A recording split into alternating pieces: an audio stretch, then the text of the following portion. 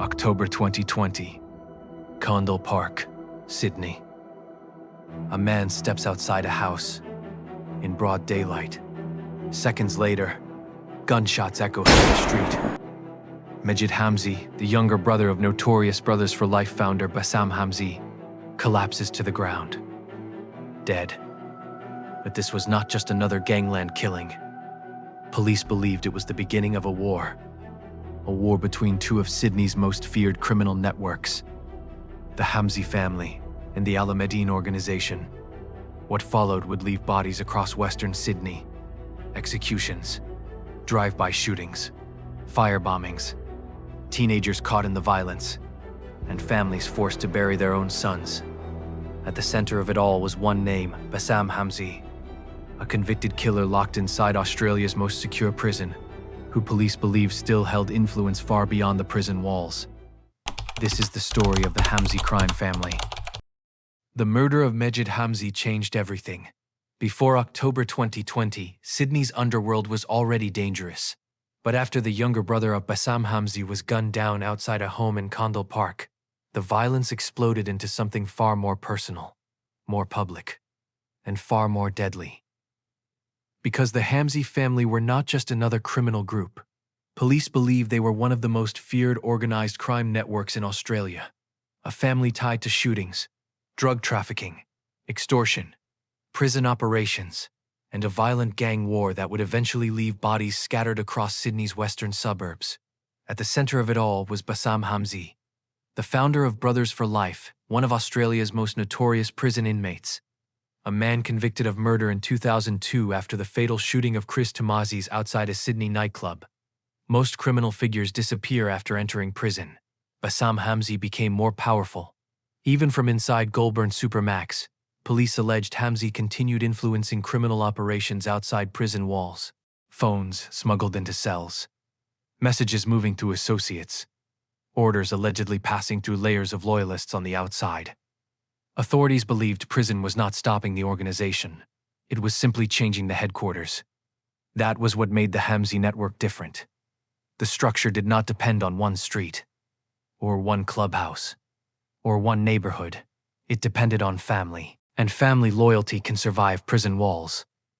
The Hamzy family first became widely feared through the rise of Brothers for Life, known on the streets as B4L. A gang that emerged during the late 2000s and quickly became associated with extreme violence across Sydney. Drive-by shootings, kidnappings, executions, street warfare. Police alleged the group operated with military-style discipline and ruthless retaliation tactics. And as the gang expanded, younger men from Sydney's western suburbs were pulled into the organization. Some looking for money, others looking for protection, others simply wanting belonging. But inside Brothers for Life, power was never stable. The organization eventually fractured into rival factions. The Bankstown chapter, the Blacktown chapter, former allies becoming enemies. And once the internal violence started, the bloodshed spread quickly across Sydney. Shootings became common, retaliation became expected, and police feared the gang was spiraling out of control. But while Brothers for Life created the Hamzy reputation, the family itself remained at the center of the underworld.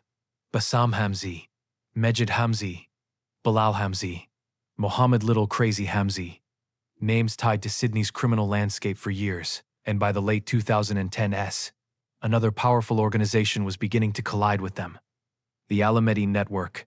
At first, the relationship between the two groups was complicated.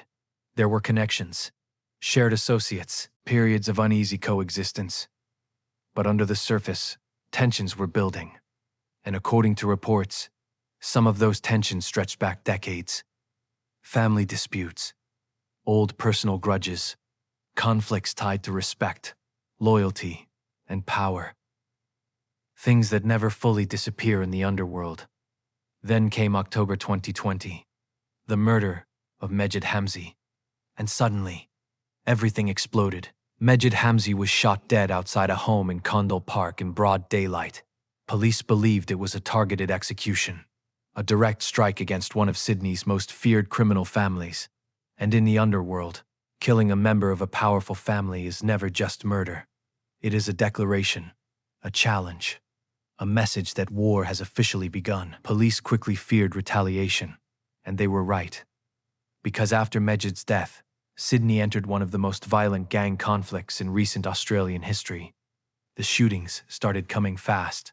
Homes attacked, vehicles ambushed, associates targeted, firebombings across Western Sydney, and police believed the conflict was escalating between the Hamzy network and the Alameddine organization. The violence became so intense that specialized police strike forces were launched specifically to stop the war. Strike Force Raptor, Strike Force Erebus, Strike Force Wessex, massive operations involving surveillance teams, tactical police, intelligence units, and organized crime investigators. Because authorities feared the shootings were no longer isolated incidents, they feared Sydney was descending into a full-scale organized crime war. Then came June 2021. Another killing. Another Hamzy family member dead, Bilal Hamzy.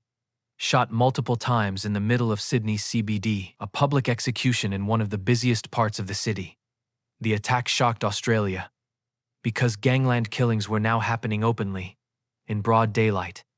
In the center of Sydney, police believed Bilal's murder was directly connected to the broader underworld war, and investigators feared the violence was becoming increasingly reckless. The message was clear.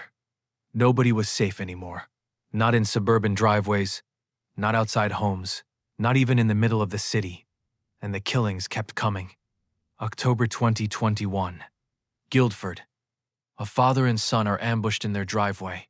Tufik Hamzy and his 18-year-old son, Saleh Hamzy, both shot dead together. A teenager murdered alongside his father. One of the darkest moments in the entire conflict. Police later linked the killings to the ongoing war between the Hamzy and Alameddine networks. By this point, the feud had already left multiple people dead, and authorities feared it was far from over. Because unlike ordinary street violence, this conflict was driven by revenge, and revenge rarely ends after one killing. Every death creates another target. Every funeral creates more anger. Every shooting creates another retaliation. That is how gang wars survive. And for detectives trying to stop the bloodshed, the biggest problem was the structure behind it. These were not isolated criminals acting alone.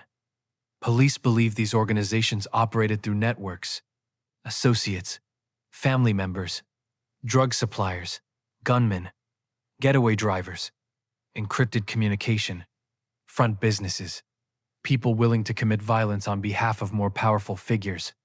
That is what made the Hamzy conflict so dangerous. It was organized. Even from prison, Bassam Hamzy remained one of the most feared names in Australia's correctional system. Authorities repeatedly accused him of continuing criminal influence behind bars. At one point, corrective services described him as one of the highest-risk inmates in the country. And inside prison, the Hamzy name still carried power, because prison and organized crime is not always punishment. Sometimes it becomes another battlefield, another place to recruit, another place to build alliances. Police alleged the Hamzy network maintained influence through prison connections, intimidation, and communication networks stretching outside the walls. Phones allegedly smuggled inside correctional centers, messages moving through visitors, associates operating outside on behalf of imprisoned figures. The organization adapted. That is what frustrated investigators the most. Every time authorities disrupted one part of the network, another part continued operating. One of the strangest parts of the Hamzy story is how deeply the underworld became connected to popular culture, especially through social media and music. Ali Yunis, better known online as A Huncho, a Western Sydney drill rapper and cousin of Rafat Alameddine, a figure police later publicly linked to the Alameddine network, millions of views online, a growing social media following, and music videos filled with the imagery of Sydney's street culture, luxury cars, masked groups, street loyalty, violence, power. For younger audiences, the underworld was no longer hidden. It was appearing directly on their phones, and police feared this new visibility was glamorizing organized crime for another generation growing up in Western Sydney. Because behind every flashy music video, there were real funerals, real shootings, real families burying sons. As the feud escalated, authorities launched some of the biggest organized crime crackdowns in New South Wales history. Dozens of raids, mass arrests, drug investigations, encrypted phone operations. Police allege they dismantled major supply networks tied to the conflict. Phones seized, weapons recovered, millions of dollars in criminal assets targeted, and still, the violence continued. Because criminal organizations built around family loyalty are difficult to destroy completely, especially when those families have money, influence, and generations of connections inside the underworld. That is what investigators eventually came to understand about the Hamzy network. This was not just a street gang. It was an ecosystem, one connected to prison, to drug supply, to younger street crews, to associates willing to commit violence, and to a culture where reputation meant everything. But reputation comes at a cost. By the mid-2020s, multiple Hamzy family members and associates were either dead, imprisoned, under investigation, or constantly targeted by police.